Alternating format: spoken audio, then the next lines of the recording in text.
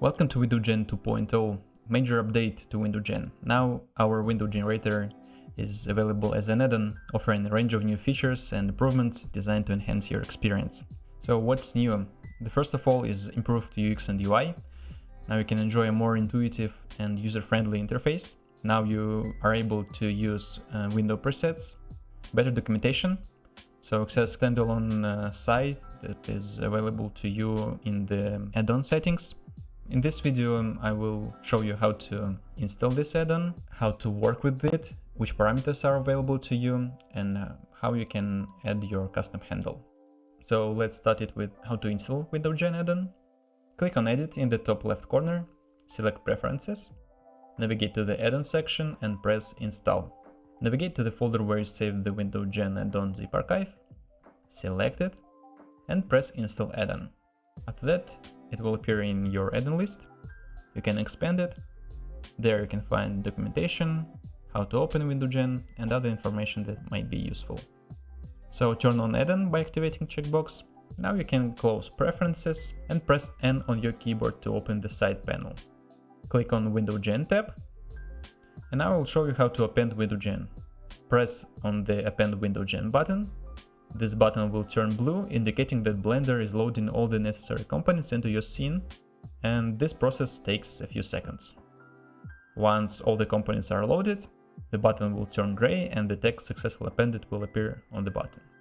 Now you can hide it and open Window Type and Profile panel. So you can press on the icon gallery and choose the window that you liked.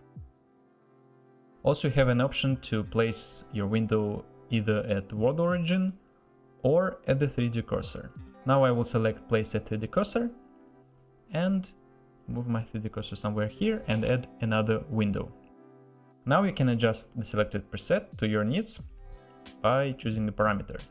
And as you can see, I have multiple windows, and to simplify working with the multiple windows in the scene, the settings panel will automatically display the name of the active window. I will delete this window and leave only this. The parameters depend on the selected window preset. However, there are common parameters including profile, width, height, handle settings, glazing settings, light settings, material settings, and options. We will begin with the window profile. This section features an icon gallery that allows you to choose one of the built-in window profiles. So click on the profile icon and choose the profile that you liked. Custom profiles aren't currently supported due to dependencies on specific parameters for hinges, handles, and striker plates, but you can contact me for specific profile requests if you need it. If for some reason there are no previews, just press this refresh button and this will update all the icons. We can move to the size settings. This section includes parameters for adjusting the width and the height of the window, and it's common across all the window presets. Handle settings. This includes parameters for handle types, position, and rotation. So you can choose either no handle or built-in handles, or even you can choose your custom handle. It will show you new sockets, level geometry, and backplate geometry. Later in the video I will show you how to prepare your custom handle to work correctly with the generator. Manual handle position. This will allow you to set the position of the handle manually, and you can change it in handle position settings. Handle rotation allows you to set the rotation of the handle.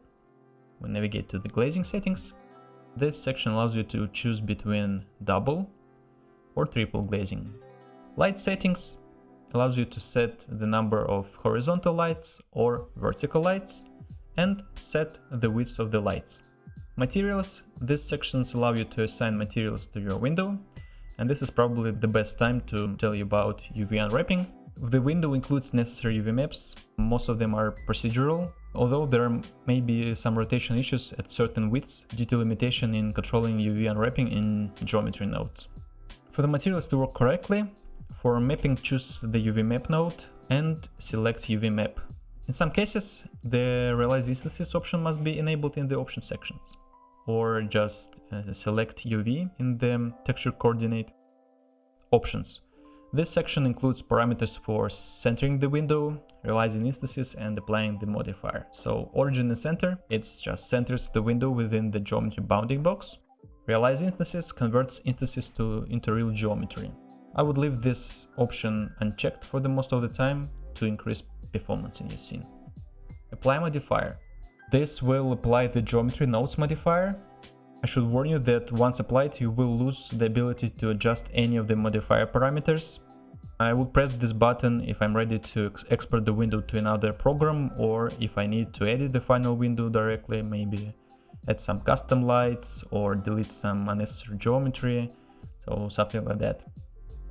And now I will tell you about each of the preset. So first one is the window awning. It's a top hinged window that swings outwards from the bottom, and you are able to control tilt angle. Window hopper is just a bottom hinged window that tilts inward from the top, and as in the awning window, you can control tilt angle. Window Mullion 1 sash. It's a window featuring a single operable sash alongside a fixed non-opening section. You have a Mullion centered setting there. It's automatically calculates even space for sashes and the fixed frame. It's turned on by default, but by unchecking it, you will be able to control the Mullion frame width. In rotation settings, you have option to choose between left and right sashes and control the turn angle of the sash and tilt angle. It's important that max tilt angle is constrained by the size of the scissors, so it stayed true to life and won't break the hardware. Window Mullion 2 sash. It's a window with two operable sashes that can either tilt or turn. In rotation settings, you have ability to set right sash turn, right sash tilt, left sash turn, and left sash tilt. Window Mullion 3 sash. It's a window featuring two operable sashes with a fixed non-opening section in the middle.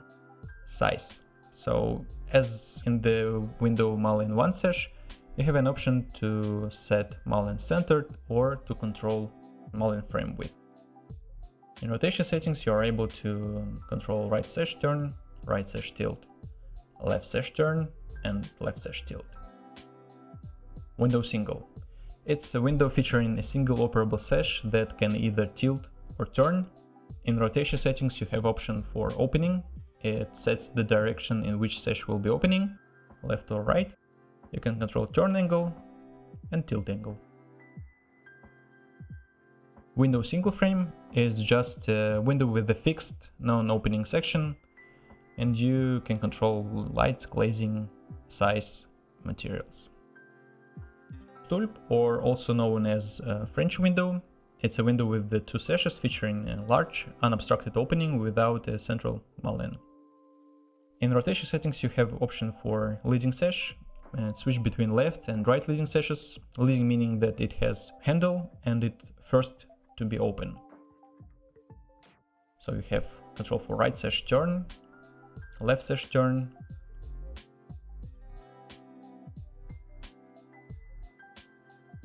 right sash tilt, and left sash tilt. Now I will tell you how to add your custom handle. So first of all, import your handle to the scene, position it to the world origin, navigate to the right orthographic view. For that, press 3 on your numpad or press tilde on your keyboard and choose right. So ensure your handle is oriented the same way as I'm showing you right now. Press Ctrl A to apply scale and rotation. So the most important part is that the origin of your handle must be at the beginning of the backplate geometry, and the rotation center of the handle should be appropriately set to prevent clipping issues or just ensure correct rotation.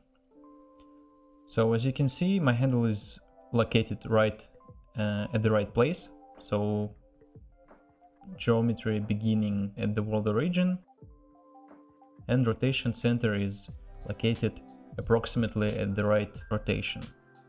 If your handle and its backplate are joined into a single geometry, separate them to allow independent rotation of the lever, while ensuring the black plate remains attached to the sash. Once you prepare your handle, you can select Custom in the handle parameters and assign your lever and backplate geometry to the corresponding sockets. And now, as you can see, everything works correctly.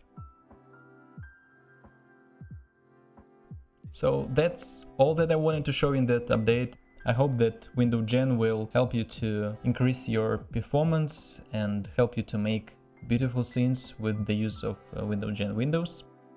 I will be happy to hear your opinion on the new update, and please leave a review. That will really help me to continue support for the WindowGen and bring you more useful updates in the future. So take care and have a great day. Bye!